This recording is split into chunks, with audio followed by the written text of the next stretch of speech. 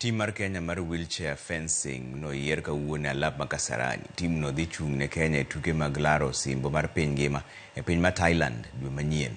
Kaluwore gi president mar wheelchair fencing Agnes Oluoch, gisebedo gi ikruok makare ne tukego ka opuoyo ni e Afrika ma ugwe mana Kenya kende ema dhi chung ne Afrika. Tukego gin mag ji manigi ng'ol kendo gitimore higa ka higa.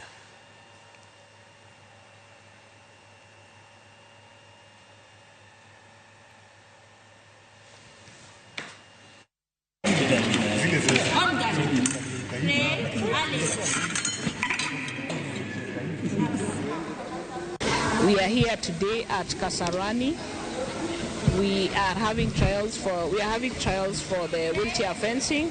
We want to select a team that is going to represent the country in the World Championship Thailand come November 2025. Okay, we have the World Championship that is coming in Thailand.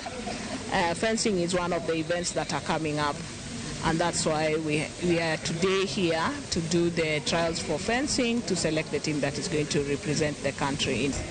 So far, I can say that wako somewhere, but not really, because wanafanya vitu zingine zenye they're not good for fencing.